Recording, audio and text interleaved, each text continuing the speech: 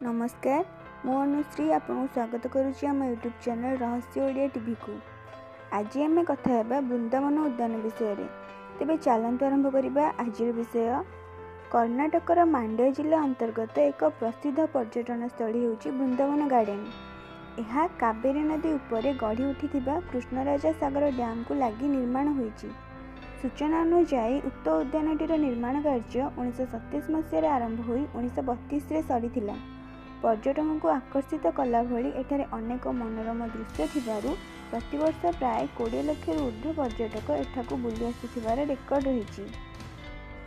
उद्यानर परिसीमा प्राय 60 एकर परिव्याप्त अंचल उपरे गढ़ी उठिथिबा एही उद्यान रे जाति जातिका फूल गछ देखिबाकू मिलुଥାଏ। विशेषकर गेंडू और कागज फूलर विभिन्न किस्म एही उद्यानर शोभा को द्विगुणित करिबारे मुख्य भूमिका ग्रहण करिଥାଏ। सेहीपरि उद्यान मध्य अनेक सुंदर सुंदर म्यूजिकल डांसिंग फाउंटेन मध्य रही। उक्त फाउंटेन रे होइथिबा रंगीन आलोकमालार साजसज्जा संध्या समय उद्यान को एक नियारा आकर्षण प्रदान करिଥାଏ। ता छड़ा विभिन्न प्रकार गुल्म को काटी काटी तहिरे करा जाइथिबा खूब सुंदर सुंदर कलाकृति एठाकू आसीथिबा पर्यटकों को एक नियारा अनुभूति प्रदान करिଥାଏ। केवल सेतिक नुहे, वृंदावन उद्यान को लगी प्राय 75 एकर एक फल बगीचा और 2टी कृषि उद्यान मध्य रही। तन्मध्यरु गोटी हेउची नागवन एवं अन्यटी चंद्रवन।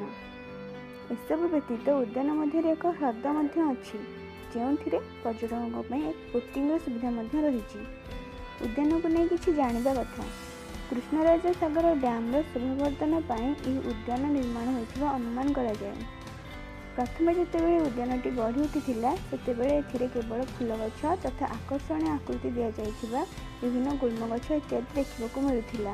हेले 2005 रो उद्यान रे पुनरुद्धार काम होई एथिरे म्यूजिकल डांसिंग फाउंटेन रो व्यवस्था करागला। सेतेबेले प्राय 5 कोटी टंका खर्च होइथिबा रेकर्ड होईची।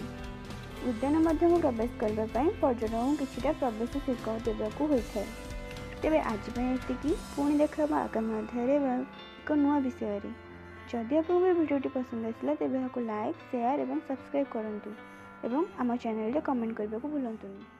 धन्यवाद।